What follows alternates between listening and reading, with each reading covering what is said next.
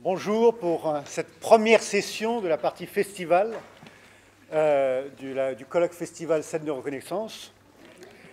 Alors, le premier groupe que vous allez voir va vous présenter des scènes du répertoire français du XVIIe siècle en déclamation baroque. Vous allez vous y habituer.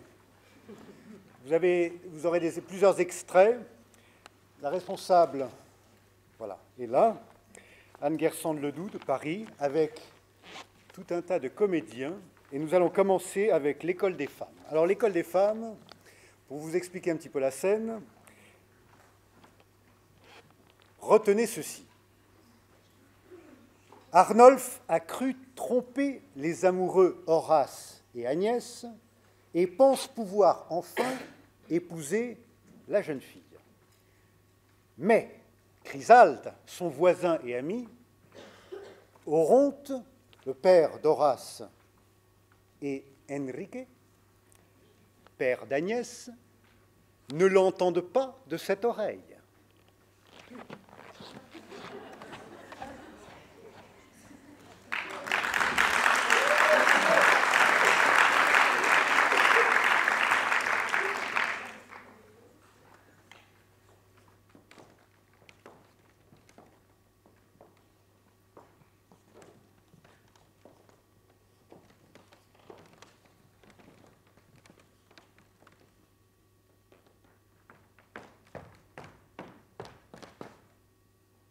Venez, belle, venez.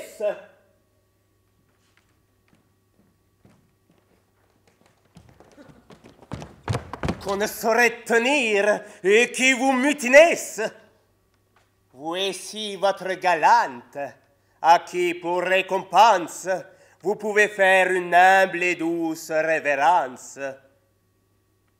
Adieu. L'événement trompe un peu vos souhaits.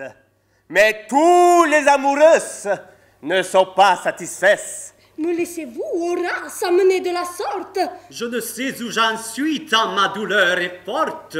Allons, causeuse, allons! Je veux rester ici! Dites-nous ce que c'est que ce mystère-ci. Nous nous regardons tous sans le pouvoir comprendre.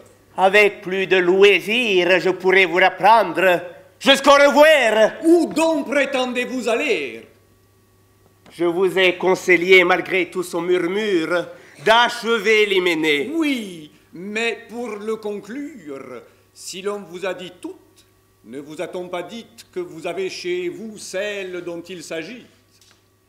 La fille qu'autrefois de l'aimable Angélique, sous des liens secrets, eut le seigneur Henrique.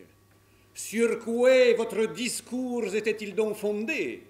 Je m'étonnais aussi de voir son procédé. Quoi? D'un hymen secrète, ma sœur est une fille, dont on cacha le sort à toute la famille. Et qui, sous de fins nonces, pour ne rien découvrir, par son épouse au champ fut donnée à nourrir. Et dans ce temps, le sort lui déclarant la guerre, l'obligea de sortir de sa natale terre. Et d'aller essuyer 1000 périls divers, dans ces lieux séparés de nous par tant de mers. Où ses soins ont gagné ce que dans sa patrie avait pu lui ravir l'imposture et l'envie. Et de retour en France, il a cherché d'abord celle à qui de sa fille il confia le sort. Et cette paysanne a dit avec franchise qu'en vos mains à 4 ans, elle l'avait remise. Et qu'elle l'avait fait sur votre charité par un accablement d'extrême pauvreté. Et lui, plein de transport, c'est l'allégresse en l'âme, a fait jusqu'en ces lieux conduire cette femme. Et vous allez enfin la voir venir ici pour rendre aux yeux de tous ce mystère éclairci.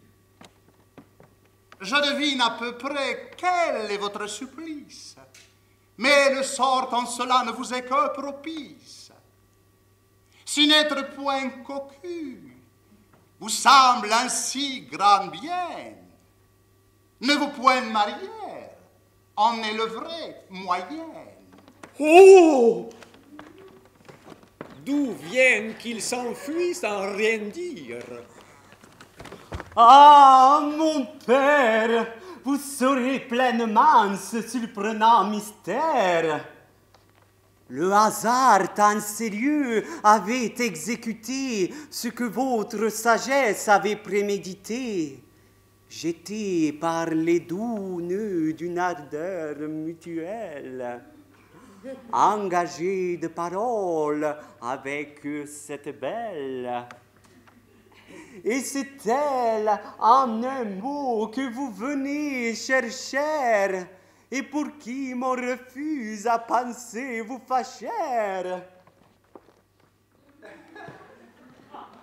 Je n'en ai point douté d'abord que je l'ai vue, et mon âme depuis n'a cessé d'être émue.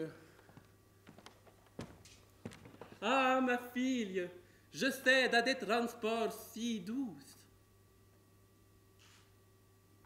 J'en ferai de bon cœur, mon frère, autant que vous. Mais ces lieux et cela ne s'accommode guère.